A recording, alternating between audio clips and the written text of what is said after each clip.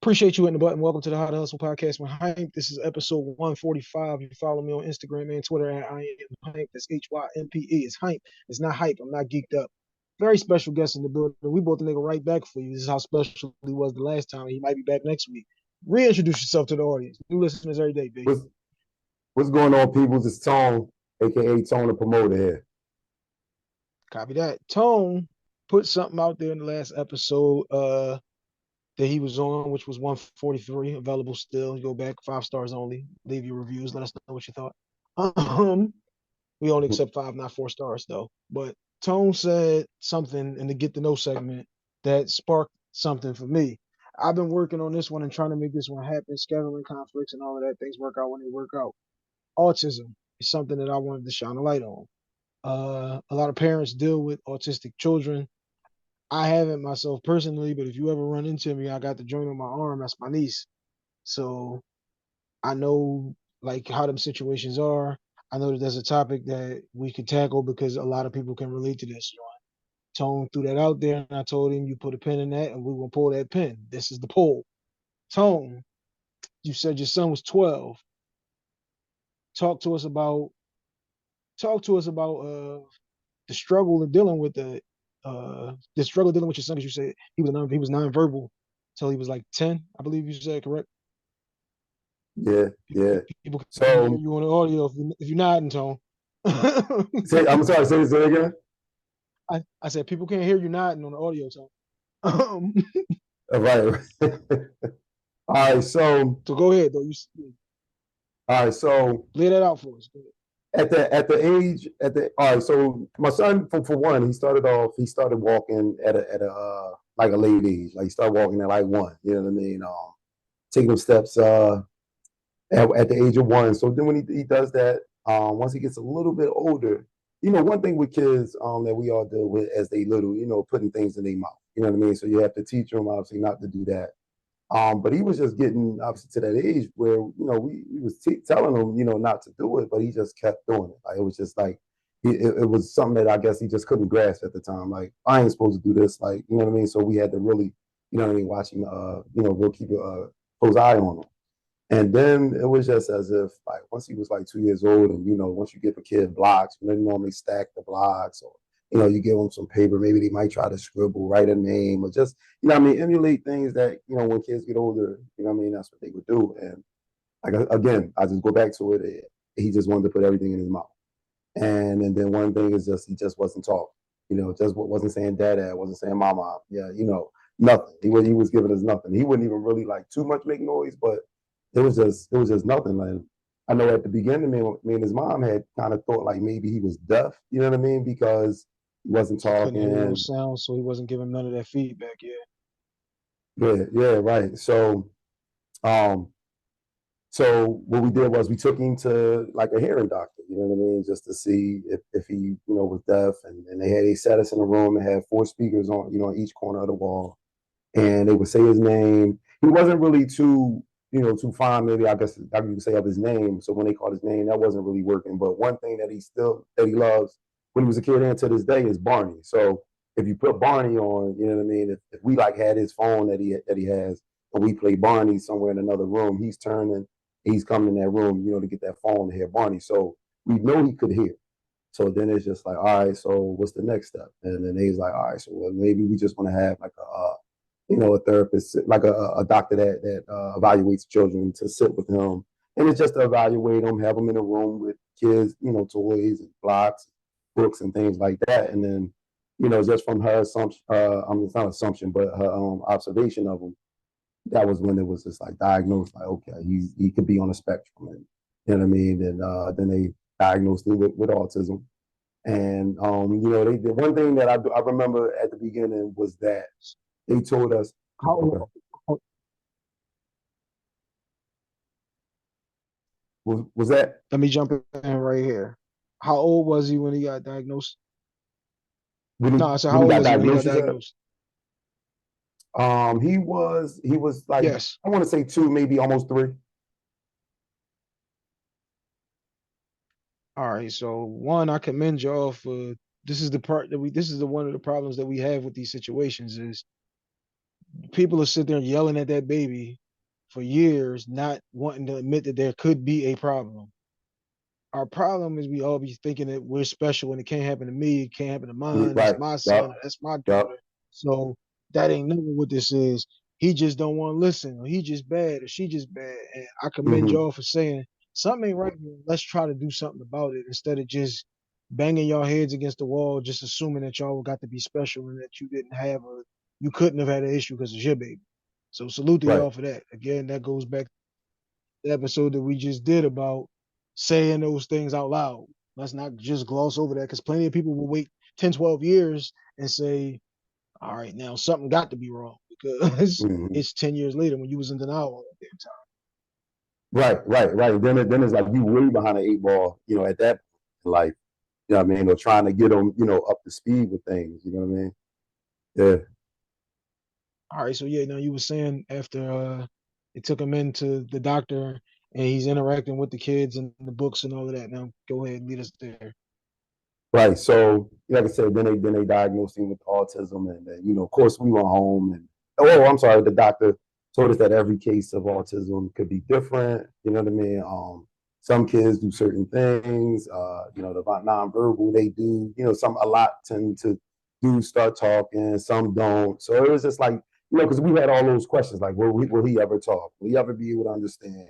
You know what I mean? Things like that, and it was just like they couldn't really give us an answer because for the reason of every case could be different. So it was just as if I was just like, okay, all right, well, you know, my mission is to one day, help my son talk. You know what I mean? Like I'm like, all right, so I'm not gonna just sit here and take y'all word for that. If y'all tell me there's a chance, then that means I'm gonna do the work. I'm gonna put in, to get those resources. You know what I mean? Help him out. When he comes home, speak to him. I talk to my son. You know what I mean? Like, even though I know he can't really, you know, give it to me back like that, I still talk to him. I ask him questions. You know what I mean? Like, because, like I said, at one day my son's gonna talk. So I'm just prepping, getting him ready, you know what I mean? And knowing how somebody's going to start talking to him, once that happens. And then, like I said, they diagnosed him, and then, me and his mom just, what I mean? Yeah, it was emotional. You know what I mean? We cried, and we just like, because, me being a guy and playing basketball, you know what I mean? That was one of the things. Once I had my son, and he's my only son, I'm like, you know what I mean?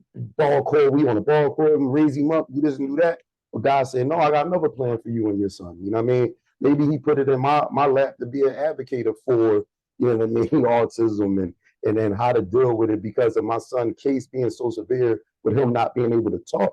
Like that's major. That's a big that's the biggest obviously issue with this that I deal with. When y'all get that diagnosis, where does your head go as the parent? I'm sorry, one more time. When you get that diagnosis, where does your head instantly go as the parent? I know you said like it's emotional, obviously, because to hear and find out, all right, well, at least we know what's going on. Because it got to be scary to just be like, I don't know what the hell is going on.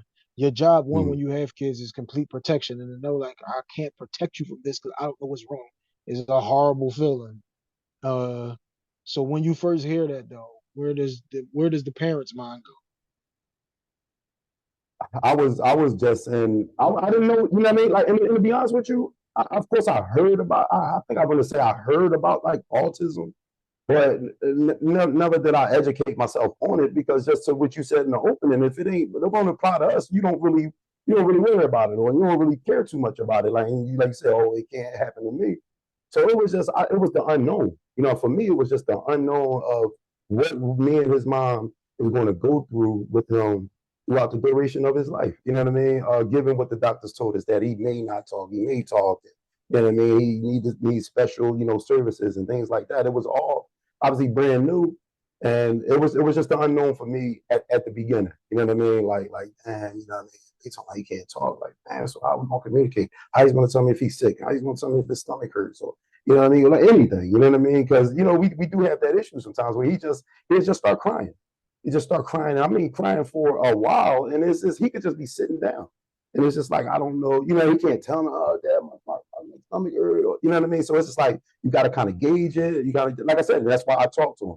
You know what I mean? I try to like just ask him questions, even though I know he may not say, yeah, it's my leg or it's my arm, but I'm touching it. I'm asking him. You know what I mean? Does this hurt? Does it squeeze? You know what I mean? Just doing like there's certain things to try to let him know that I'm there for him, trying to figure out why he's emotional. One of the things I always did with my kids was just talk to them. My mom always would be like, just talk to them, even when they little, even when they babies. Don't give them the goo goos and gagas. And I'm not dad. That's not my name. Like, Right. I mean, just interact with them and letting them hear those things, letting them see those things, letting them feel those things. Again, putting putting it out there instead of just assuming that they know it just because they're a kid. They don't know any damn thing when they come out, and you got to instill all of that into them. So yeah, you talking to him and is it here? Is it there? Like, come on, give it to me. Like we out here doing a haka Hmm. chant type drawing, but we gonna figure this Right. out. If that's what we got to do, me to be able to communicate with you, that's what we gonna do. And there's no Right. like, Yeah. it's no measure that I won't go through to make sure that that happens. I know like parents that deal with these situations always salute to them because they are traumatic. They're not traumatic, but they're a trying situation. It's a situation that you have to be built for. It's one of them things you get things because you can handle it. You got that because you can handle it. Somebody else didn't get it because they couldn't handle it. Hmm. And once you get past the oh my God, how could this happen to me? Just like you said, it's my only son. I'm already thinking like I'm working with his left hand. The Hmm. baby be 2 months old and you already be like, yeah, come on, you Right. gotta work Right. that. Like, you gotta make sure your handles is tight because he Right. can't do Right. nothing No, but for sure. he can't do nothing but this. Right. So this is another one now, like you said, because I played ball and obviously we all got delusions of grandeur about how my son gonna be the toughest young boy out there. Once you get the realization that all right, he's not going to be able to be uh me 2.0, which is a thing that we always have to protect from being a parent is I made this mistake, so I got to make up for it with my kid because your kid can't be the mistakes that you made. The kid has to be Hmm. themselves. Right. Once you got this diagnosis and you see like, okay, this is going to be a completely different thing that I'm not even used to. I'm gonna have to educate myself. What was that mental hurdle of like having to come with that realization of this is just going to be completely different than anything I was prepared for? It was just like that. When I obviously knew what we was facing and everything like that, I was just like, okay, you know what I mean? Like, obviously, like you said, the basketball thing is out the window at this point. So for me, it was just like whatever my son tends to love to do, you know what I mean? Whatever that thing is, I'm just like, that's what I'm gonna focus on, you know what I mean? To having him do that, you know what I mean? To excite him, to, you know what I mean? That's what he loved to do. And one of those things that I found out that he did love to do was actually jump on the trampoline. You know what I mean? And I took him to Sky Zone. And I mean, I took him like with fear of, you know what I mean? He ain't gonna like this place. You know what I mean? He gets aggressive. You know what I mean? A lot of the times, so he might and he might act out. And I'm just thinking like, something. For me, another learning curve was the embarrassment. You know what I mean? Like you thinking, because you out, he acting up, people looking at you, you embarrassed. You know what I mean? Like, but I'm just like, yo, that's not gonna stop me from taking my son outside. Like that's doing a disservice to him.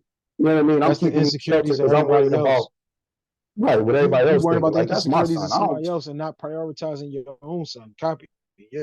right, Love the value. right, I love the self evaluation there. To look at this situation and say, I'm killing myself and I'm demeaning my son for other people. That's not right, what we do. right. So yeah, once I got over that, man, you know what I mean? Like I said, took him out. He loved that trampoline, man. Jumping on that joint. Like really, really just having fun, laughing. And I'm just like, you know what? So, hey, bro, we coming to the Sky Zone every week. You know what I'm saying? Like, this is what you do. You can get this out. Go ahead. Jump away, bro. See, this is the funny thing too about you always got to be intentional about the things that you ask for. You was asking for a son so he can get out there and hoop. Now he got all the hops in the world Yeah, to get on right, the trampoline. right, He right. got You the know what I'm he saying? I got want the you to catch aggression, his like body. you He good. said. There you go. Yeah, Yeah, there he you got go. them. He got them traits. He got them traits that you wanted. It's just in a different package. Right, So right. you touched on this. I know we've fast forwarded in a couple of years here, but you touched on this on episode 143 was he say him writing his name. How is before we even get there? Let's transition out into the going to school years, because at Hmm. 2 we still in the house all damn day. Maybe you go to daycare type joint, but even the daycare is like my aunt or my man got a daycare because Right, right. trust, because like you stated again on that episode, was he can't communicate to me. Mm, They gave me macaroni and I ain't like it, or somebody said something to me or treated me a certain way because kids are horrible. right, right. And how was that transition? Now we gotta send you out into the world to go to school, and it's like, and I'm not there because I gotta go to work. What was that transition?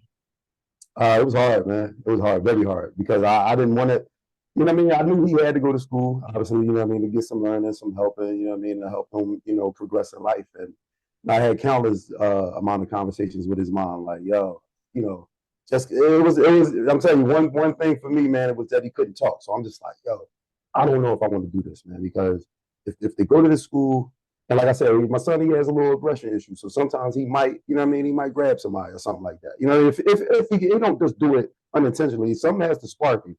So all I'm thinking, like, if that happens, and in the way a teacher or a student or somebody may react, we may never know. You know what I'm saying? Because they ain't gonna tell us, and we can't. You know what I mean? Even unless it's obviously just that severe. So, I was like I said, I was scared, man. I was real scared of knowing that he had to, get out there, and then I can't be there to protect him or save him from anything, like in the physical, you know what I mean, standpoint.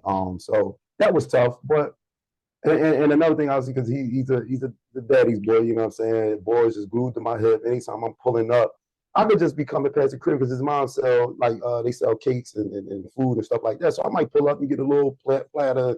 But he going to go grab his sneakers, getting dressed like, oh, my daddy, I'm out. So that was one thing too. I was like, damn, is he going to want to be in school? You know what I'm saying? Away from, you know what I mean, what he's used to. Because one thing with him, he's very routine guy. I mean, he even knows the way we go home. If I make a right when I'm supposed to make a left, he's grabbing me like, "Hey, where we going?" You know what I'm saying? Like this ain't the normal way we supposed to get somewhere. Like, Like, nigga, we ain't um, supposed to be on Broad Street. We supposed right, like, we turned at 15. What you right, doing? right. So you know what I mean?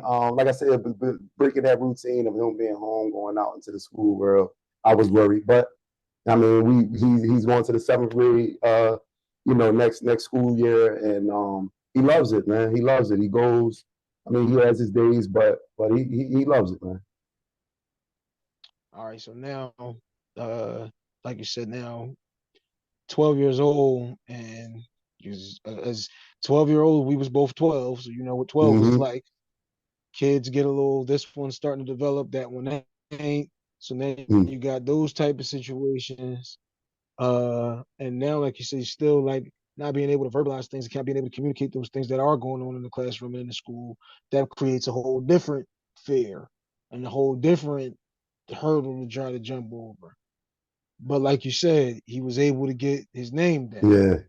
Gave him, like you said, gave him a long joint, couple of vowels, consonants, and all Mm-hmm. that. Mm-hmm. But when you saw that, you talked about this in the last episode, but can you describe to us in a little more detail the feeling of the accomplishment that was for him You know, and for so I. y'all? Not even just for him, because that's an accomplishment for y'all. Because it's like Mm-hmm.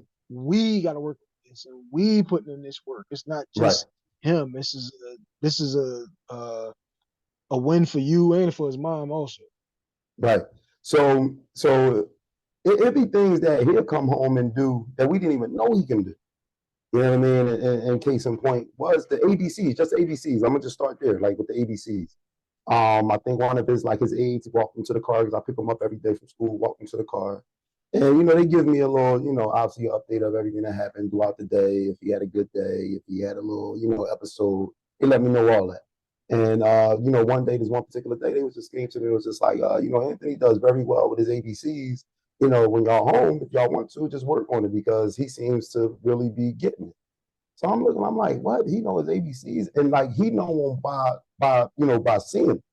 You know what I mean? Not just because somebody's you how you can maybe memorize it just A B Memorize C. the song, yeah. Mm-hmm. We know it by visual. So I was pointing the stuff on my shirt.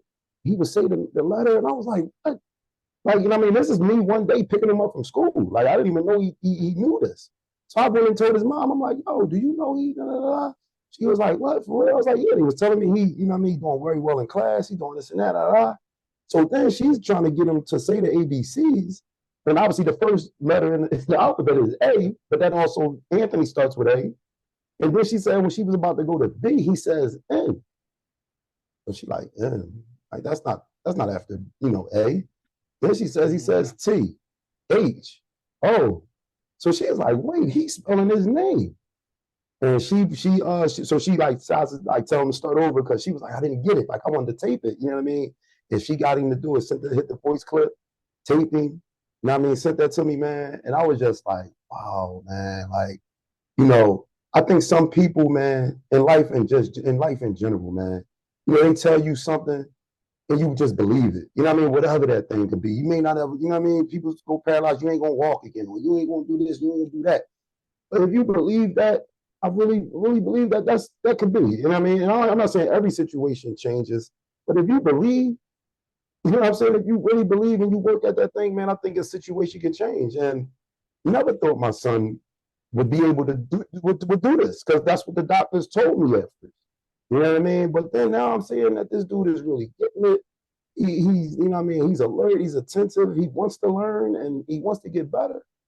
That's why I'm like, yo, my son could talk, man. That was real, real, real huge, a huge victory for him, and definitely super duper emotional for me. Nah, like I said, I can only imagine that feeling.